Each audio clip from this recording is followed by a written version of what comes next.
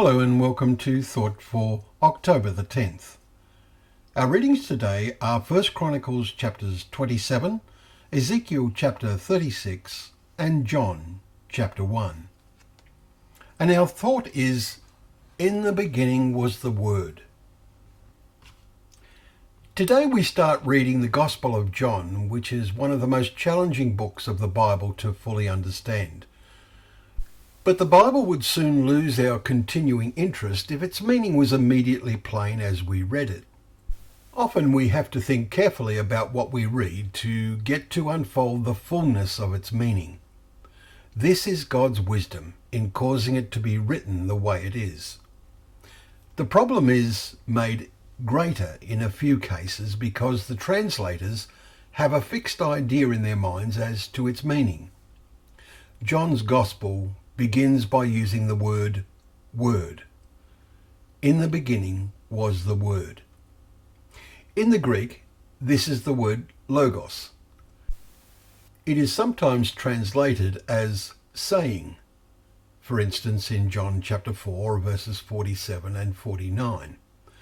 And the lexicon says it primarily means spoken word.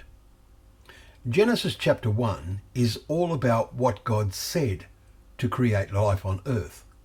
Then, under the leadership of Moses, all that the people heard in the wilderness was God's voice from the top of the mountain.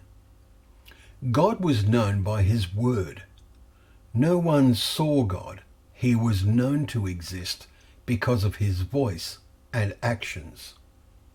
The translators confuse us in John chapter 1 when they start to use the word him as a pronoun for word. The earliest translations, Tyndale for instance, uses the word it. The best way to make sure we get the right understanding is to use the noun instead of the pronoun. Then you read, all things were made through a word, and without a word was not anything made that was made, in verse 3. This then fits in the way God revealed himself to Moses and the people who came out of Egypt. But there is a greater meaning to be found, a spiritual meaning. It is this: the words of Jesus had the power to bring eternal life to those that accepted him.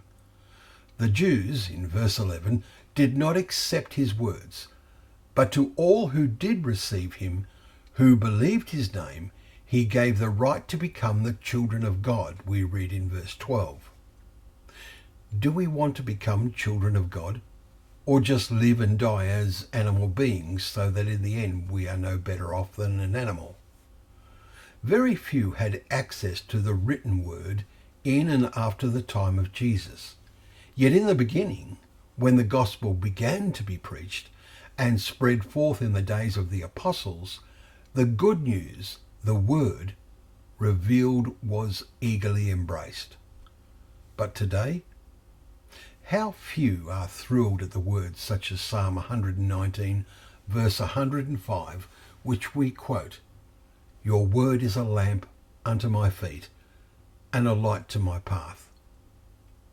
May that be true of you. God bless.